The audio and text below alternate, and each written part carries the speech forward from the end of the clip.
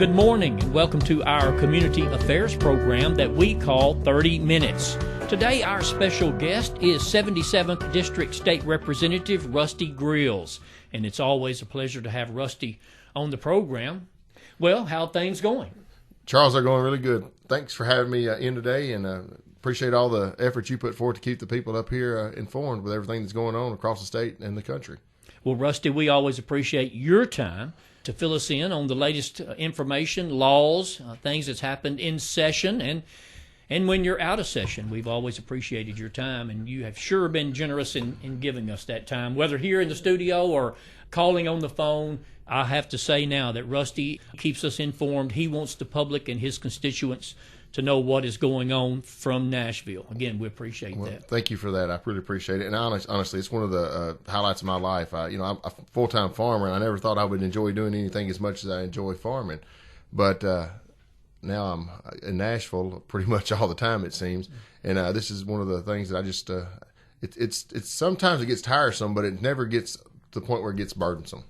It keeps your cell phone activated quite well, doesn't it? My cell phone battery does run down from time to time, I will say. That's the truth. That's the truth. And my wife, she'll shoot me a text and like, just call me back when you get a chance. And they understand that, and which my wife's wonderful, and my girls, they're wonderful. They understand this. And put me on the list. That's what she said. Please put me on the list to call me. That's right. This makes your fourth year? This is I just finished my fifth year. Your fifth year. So okay. I finished out the term of former Representative Sanderson, and I was elected in 20. Served 2 years, and I was reelected in 22 and served 2 years, and this is the end of the 113th General Assembly, so we'll be up for reelection this year, and looking forward to going back next year. That's what put you on the odd year then. You served. That's correct. You filled out that term. I like to say one of a kind. Absolutely. Stepped right in and did the job. And you are up for reelection this year? That is correct. Yes, sir. That's correct. We're on 2-year terms, and every 2 years we have to run. It keeps us closer to the people. Right. That's why our founders set it up, so we're here to be accountable and have to make sure that we're always on our toes. And your plans for re-election are? I'm planning on running for re-election and planning on winning. I hope all the people out there will I hope I've done a good enough job to get re-elected. I mean, I worked hard. I spent a lot of time in Nashville, spent a lot of time working on different issues, and I'm trying to be readily available. If you need me, you call me, and if I can't answer, I usually get right back with you or call my assistant. He's been really good to get back and help folks around. So I feel like we've done a good job, and feel like I've earned the opportunity to go back again. So you'll be on the primary, I guess, in August? August the 1st. Yes, sir. That's correct. And while we got you here, Rusty, go ahead and tell your representative area that you're in. I represent Dyer, Lake, and Obion counties. The redistricting came through a couple of years ago, and they changed the lines in Obion County just a little bit, but pretty much I got about 2/3, maybe just a hair over 2/3 of Obion County. Well, thanks again for all that you've done. And we have just finished a session. That's correct. Not long, and I know it. How would you rate this year's session? I would rate this session as far as compared to last year, much better. We've got some people that are trying to raise money and be in the news all the time, but we've done a better job of just trying to work with people. So there are people up there that are trying to be the next media darling on the liberal circuit, and they're only there for themselves and their self-promotion, and we understand that. They're not serious about working on anything, and they're not serious about passing bills. They're serious about making sure that their name recognition is out. Last year's session was quite controversial, and you and I were talking before the program today. It wasn't as bad this year, right? Absolutely not. No, our Speaker Sexton, handled that very good. He did a good job.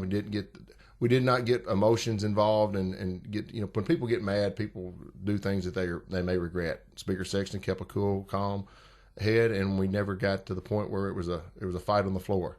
Believe you me, though, there was a couple of individuals that were constantly provoking, and they were calling us every name you could think of under the sun, except upstanding gentlemen. There's no place for that, but at the same time, that's the world we live in. So productive as far as bill passage and some good legislation for the state?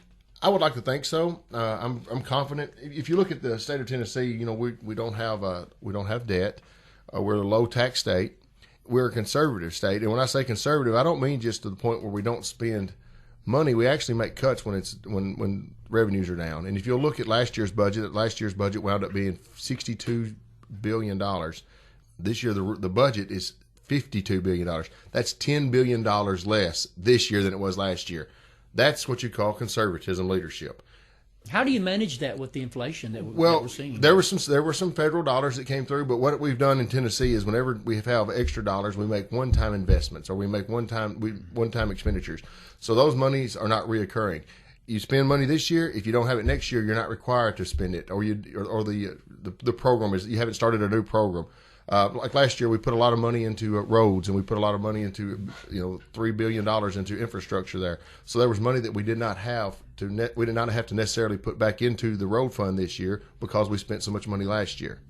Just peering through the budget and reading after it was approved, Tennessee has a huge rainy day fund too, don't they? We've got a few $1 billion in the rainy day fund, but at the same time, with inflation and expenses going up, you need to have a little bit of a savings account. You need to have a little bit of a cushion, and that's one of the things that Tennessee's always done a good job of trying to make sure they have a little bit in the savings account in case something does fall apart. And this state kind of stands above the rest across the nation for having extra funding. Absolutely. If you look at California, look at Illinois, look at these states that just spend, and they never save. So it's all about management. I mean, you can have all the money in the world, but if you spend more than you have coming in, you're going to go backwards. And Tennessee's done a good job, not just recently, but in past history. So you think Tennessee does a good job in spending the money they need to, but also saving the money absolutely, they need to? Absolutely. It's just it's about a worldview. Like my grandfather says, or he told me, Rusty, it doesn't matter how much money you make. All that matters is how much money you spend. And if you always spend more than you make, you're going to be broke. And a lot of people don't realize that. You mentioned roads. There's no road work unless there's money to pay for it. Absolutely. And over the past few years, back in early 2000s, they robbed some money from the road fund to make a budget. So that money did not get put back until a few years later. Well, it's like an IRA, or when you want to retire, you better not skip. You better put your money in yearly, because if not, one of these days it's going to come to bite you in the backside. Last year we put $3 extra billion into the road fund to get some of these projects around that we're wanting to see. Obviously I-69 is one of those projects that's been moving forward, and that takes up a lot of dollars. But Northwest Tennessee, in my opinion, it's not that we need new roads. It's that we need the maintenance on the roads that we already have into existence. We can spend all these monies on building new roads, but if the roads we have are falling apart, what good is it? And that's been my focus in the past year to 18 months, well, even since I've been there, but really the last 2 years really been trying to get the attention that we need. Been meeting with TDOT on a regular basis, and we're fixing to have a Highway 22 out here from Reelfoot Lake all the way to Union City going to be resurfaced. That is a huge job. And I'm not talking just resurfacing. They're going down and taking the sublayer out and then putting a coat there and then putting another coat on it. So this is not just a resurfacing job where they smooth it out and it's good for a few years. This is going to be rebuilding a road. And it's going to take some time to do that. But they'll be starting that midsummer. And that is something that it's going to take a lot of money. It's going to take a lot of manpower. And not only are they resurfacing it, they're smoothing out and resurfacing it, they're going to widen it in places where they can widen it. And that'll help with the traffic with the farmers and I farm, so I understand what it's like to be on a dual wheel tractor or a combine. And when someone meets you, if you need just a few extra feet, really can, make the difference. Plus, that's the main artery Absolutely. From Union City to the lake. Absolutely. And vice versa. And we know what Reelfoot Lake offers in the wintertime. There's people driving down there pulling boats, duck hunting. That's dangerous when you have a road that's that rough, and you have a blowout. The next thing you know, you have a blowout. The car meets you on the other side of the road, then you have a wreck. It's just dangerous. And getting that fixed is going to be a huge lifesaver, and I'm sure there'll be a lot of people in that western part of Obion County and Lake County pretty happy. I remember you calling me last year when the money became available for that project, and that's big. It is so big that it's the Region 4 is the region that we're in.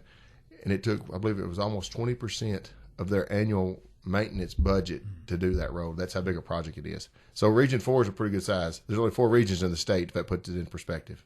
As far as roads, what do you think about the opening of the new road here in Obion County? I have been on it. I think it's awesome. I think it's wonderful that, it's smooth. And, and I know the people in South Fulton that commute south, they'll be appreciative of it. And I've heard someone said that it saved them 10 minutes from South Fulton to where they were working south of here, just right. That able to go 70 miles an hour also. And you're not having to stop at a red light twice, 3 times. When you're in a hurry, that matters.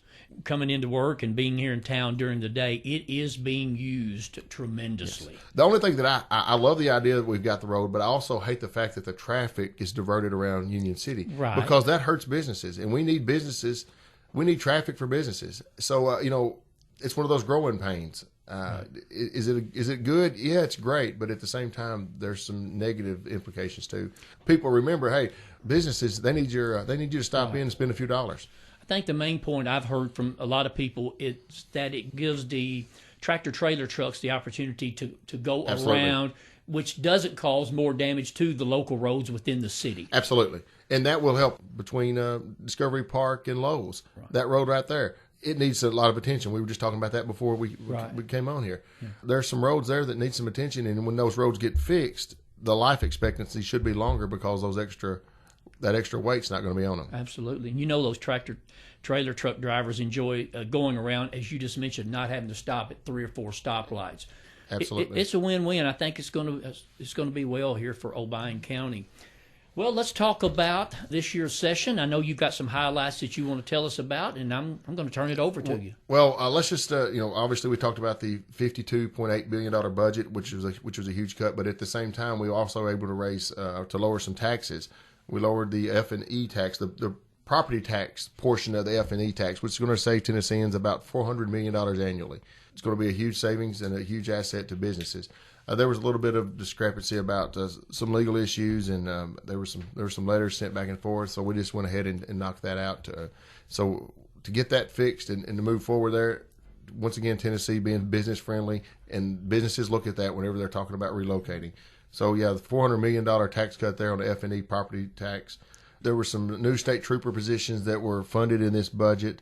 There's about $15 million for volunteer fire departments, rescue squads, and EMS services. So many of these fire departments are volunteer. We should be so grateful, and I know the people here are grateful, but these people put their life on the line. And my family, we've benefited from the volunteer fire department on a few different cases. My house burnt in 1984, and they were there risking their lives to save the stuff that my mom and dad had in their house. So yeah, I have a soft spot in my heart for those people and all the efforts they put forth. You're talking about people who have everyday jobs. They serving on the fire absolutely. department. They go every day to work, and then they get called in the middle of the night. They'll jump up and they'll go try to save someone's house or car or whatever it is. And that's a special type of servanthood, and we appreciate those guys. Absolutely. And those ladies, not just those guys. There's several ladies that are out. Plus training they go through also. That's training, and that's time one of involved. That's right. And that's this $15 million to create that grant pool so they can have those training and get the training that they need so that they can do a better job and have be safe while they're doing it. Talking about safety, what about school safety? Well, one of the SROs here in Obion County brought it to my attention that when you have a threat of mass violence by a student, there was nothing that they could charge them with. So that SRO and myself, we talked last year about it several times, and we put together this bill that allows us to be charged with to charge a child that commits a threat of mass violence, so they can be charged just like an adult would be. Another tool that the DAs can put in their toolbox. Obviously, we don't want to put kids in jail, but we do not want kids threatening schools or threatening the individuals at schools. So just because they get a dare to do something or they have a bad day does not give them the right to go out and make everyone else's life miserable. So we've got to have the proper laws in place to make sure that the DAs have the tools in their toolbox to get these kids the help they need, but also prosecute them when they do things like this, because this is not a joke. This is real life, and people's lives could be in danger there. But law enforcement is they respond to the threats just as much as and that's right. And active. And it ties law enforcement up. Right. And we have a shortage of law enforcement as it is now. So yeah, we definitely want to do what we can to protect our schools, no doubt. Rusty, what about something going on in the legislature this year that establishes an immigration database? Can you explain that? Yeah, we put about $385,000 to create a database so we can start recording and seeing how many illegals are coming into the state. I passed a bill with a senator from Memphis about whenever a police officer comes in contact with someone that they think is maybe illegal, that they reach out to ICE and make sure that this person is in the country legally, and if they're not, they make the appropriate call to get that person removed and turn them over to ICE. Because here's the deal: we want you to come to America. We want you to come to America. We want you to assimilate and become an American. But we want you to do it the legal way. And the way the Biden administration has failed us at the border, it's bleeding over and affecting every community in Tennessee. We've seen it here, even in a smaller, on a smaller note.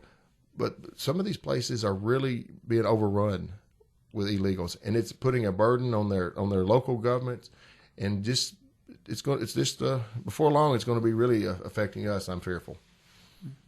So this database allows you to know who and absolutely. Many. So we need our Department of Safety. They'll be able to have a database, and so they can say, well, we've had this many encounters with illegals, so therefore we know how much money it's actually costing the state. We just have to have the proof. We can make all the accusations, and we can know everything. But knowing and proving are not always the same thing, and this database will help us prove that. We also made it a lifetime sentence without parole for the violation for the committing of if an illegal commits a violent crime. You commit a violent crime and as illegal alien, life without parole. We want to discourage those type of crimes from taking place. But if you're here illegally and you're committing those type of crimes, we're going to throw the book at you. We got to protect the citizens of Tennessee, and that's what that goal is about. So there's no way to actually know how many people that are crossing the border illegally are coming to Tennessee. Absolutely not. We do not know that, and that's one of the things that are fearful. That we're extremely fearful of, because you hear the Biden administration and their own administration talk about the people that are coming across the border, different countries. Are they coming to help us, or are they coming to hurt us? Mm-hmm. That terrifies some of us. Wow. What about the some Second Amendment laws this year? Yeah, thanks for bringing that up. The Firearm Banking Protection Act, Second Amendment Banking Protection Act, I believe it was. Second Amendment Financial Protection Act. That prohibits governments or banks or credit card companies from actually building a database because of the codes that they use, the merchant category codes that they use. And what we saw back in the at the federal level, the Biden justice system was investigating people who had made purchases at Dick's, Bass Pro Shop, or Cabela's, based upon their purchases. Not that they'd ever done anything wrong, but because they had purchased something there. And that's very fearful. If you look over in the ISO, which is the international standard of the banks, they in 2022 they come out with this new code, merchant category code, that says it's a firearm code that they would use, and if you were to buy a gun at a gun store or make any purchase at a gun store, they would start categorizing this as a firearm code. So what we've done, we've banned those codes. California's already implemented it. 48 senators, Democrat senators, have asked the Department of Treasury to expedite these codes. Yeah, there's some problems there, and we were very fearful that they would use the political system to start building a database, and the banking system to build a database that would come after law-abiding citizens making lawful purchases. We do not want anybody, just because they go to the store to buy something, be threatened or harassed. And unfortunately, that has been the case. You go back, the Biden administration, their justice system has already admitted that they were looking and investigating people just because of the purchases they make, not because of anything that they had done. So it automatically flagged you if you bought a firearm. They were looking at you. They were, all right, who bought something from Cabela's or Bass Pro Shop or Dick's? Yeah.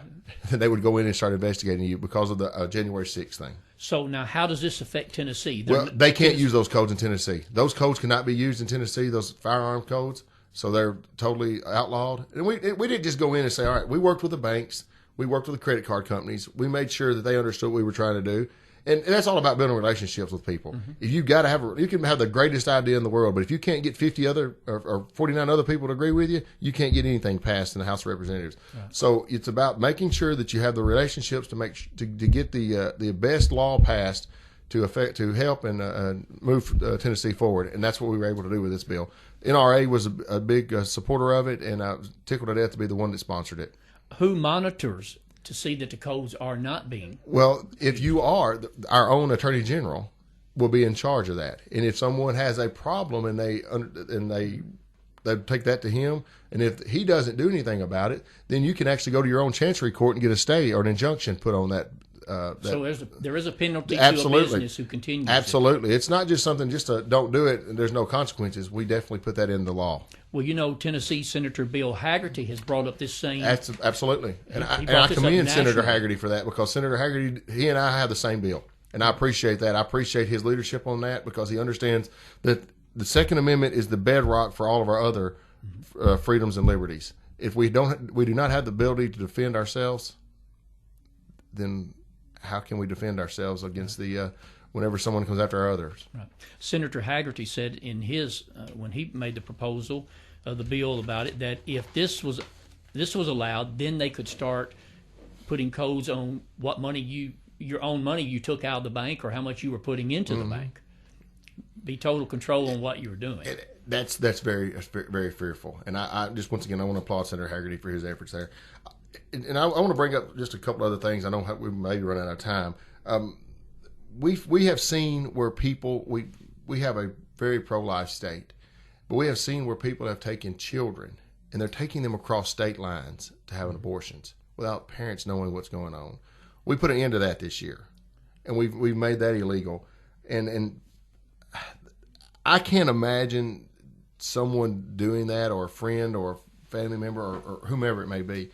But yeah, we dealt with that, and I appreciate the efforts by Chairman Zachary for doing that. We also enhanced the penalties for taking a child across state lines for transitioning without the parents knowing. We've made it illegal last year. HB1 made it illegal for a child to take puberty blockers, those types of surgeries that we won't talk about on the radio, but just we know what we're talking about here. We made it illegal. We've done the same thing on both of those. I'm very proud to be co-sponsors on both those bills. Tennessee we want to protect children. We want to protect children, and we're doing everything we can. We're doing everything we can to protect children this year. And that right there in itself, I can't wrap my head around anybody that thinks that should be normalized. But we did what we could to make sure that people are not preying on our children, taking them across lines, and having these types of activities. We were talking earlier about the national problem of people. It seems to be those who are illegal moving into vacant homes and just taking over, and there appears to be no way to get them out. Yes, but Tennessee and Florida has done this, and Tennessee's done this. We've cracked down on that, and we've tightened up our law now to give property owners the benefit rather than people who are deciding to take residence in a home that they have no rightful ownership of. Oh, it's crazy, but yet we've done that this year. Chairman Tim Rudd from Middle Tennessee, I was a co-sponsor on this bill. Yes, we've done that. It passed. We've passed. Absolutely, we passed, and I'm so excited to say that we passed it. We don't have the problems here necessarily, but if you're in that Nashville area, right, there's problems. And these places where more illegals are being bussed into, they're starting to see those problems. So yeah, we've got to make sure that we protect property owners, because these people, this is maybe an investment for them. They may owe money on them, and they can't have a renter come in because they have a squatter living there. This is crazy. Just the fact that there's not, you're saying there is now, there's not a law to remove someone from your property who has just decided to take up housing there. Absolutely. Another thing that we did this year is Back the Blue Act, and we enhanced the penalties for assault against a police officer. Yeah. We did that this year. Now, last year, also with Sheriff Jackson, he brought it to my attention that we did not have an enhancement for jailers.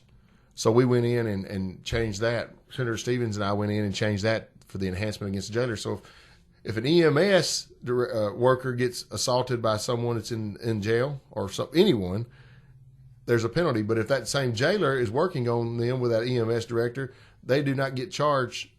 They get charged with a lesser charge for beating up a jailer than they do an EMS worker, and that's just not right. So I went in last year and fixed that.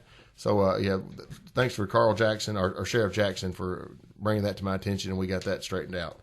Absolutely. Yes, and man, there's a lot of things that we did this year, and the Bill Dance, the $10 million to expedite the Bill Dance Signature Lake Initiative. Real Foot Lake is one of those lakes. Yes, it is. We put $10 million in that. that's going to be awesome. And what that can do is for the tourism, Bill Dance is a big deal in that fishing world. Absolutely. And people come to, I mean, everybody knows about Reelfoot Lake, but that should add some more travel to Reelfoot Lake. I went to the ceremony when they announced that day. You're talking about signage, you're talking about improved boat ramps, and it means a lot. Well, I spent some time talking to Bill one day about that. What can we do at Reelfoot Lake to make it, we love it. We think it's awesome, but we want to make sure that whenever people come down here, they have an experience. It's like, that place is, love it. It was nice. It was well kept. Those people had a lot of pride in it. And, how can we do a better job of making sure that people know that we love it so much? Absolutely. And I know we're running out of time. I wanted to bring up one or two things here at the end. I had some people reach out to me earlier in the year, and they brought up the fact that we are a nation that was built on Christian principles, and we have honored every other month you can think of. We've honored this and one, and we've honored that one. And this particular group of ladies, they said, Rusty, why don't we honor Christians and the heritage that they have given us? So we have made the month of November Christian Heritage Month, and we are encouraging people to learn more about Christian heritage and what the Bible has given us as a nation. What the Lord has, and then how the Lord has blessed us as a nation. And over again, we've seen that our country is hurting in so many different ways.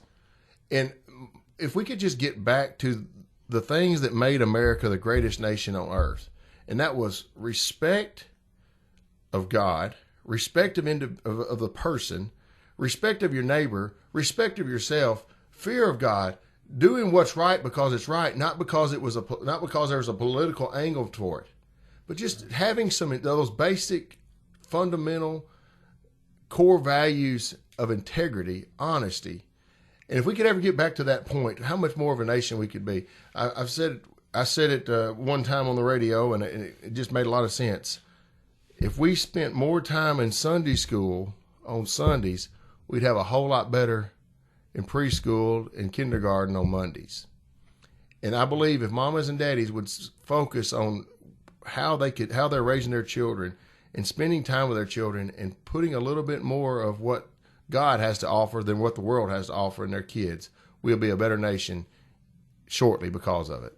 Exactly how our forefathers adopted the rules and laws of the nation. Absolutely. That's exactly right. And, but there are women and there are men out there that are working themselves to death. And I applaud them for the efforts they put forth to try to raise their kids the best way they can. And that's what we're here as a state. That's what churches are for. We want to encourage those folks that are struggling to do a good job raising your kids, because your children will be the leaders in just a few years. And we need those leaders. We need those individuals to stand in the gap.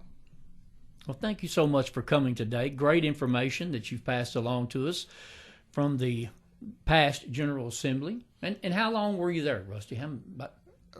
We were there. We got out the end of April. Got at the end of April. Yeah. So we had January, February, March, about 4 months. That's correct. Yeah. Well, you guys did a great job, and some great legislation come from there. And we do appreciate all that you do and how you listen to the local people. You just mentioned a bill from Sheriff Carl Jackson you was able to get passed, from Danny Carr, school resource officer, taking that to Nashville and getting some teeth put behind it. And that's the whole goal. We want to do everything we can to make sure that our people are represented. And regardless what you hear or think about me, give me a call. Whether you support me or you don't support me, give me a call. We'll talk about it. Reach out to the office and reach out to Kyle, and he'll give you my cell phone number. And I'm happy to sit down and chit chat with anyone. Maybe we can get a good solution to whatever problem you've got. Thank you so much for being here today, Rusty, on our 30 Minutes program. Thank you, Charles.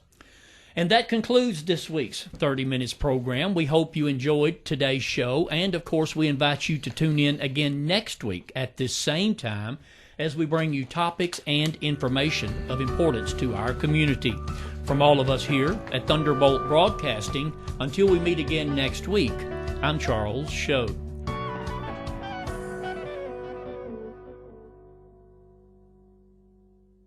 You've been listening to 30 Minutes, a community affairs program on Thunderbolt Radio. You can listen to this broadcast and others anytime by visiting thunderboltradio.com and following the Thunderbolt Radio and Digital YouTube page. Thanks for listening.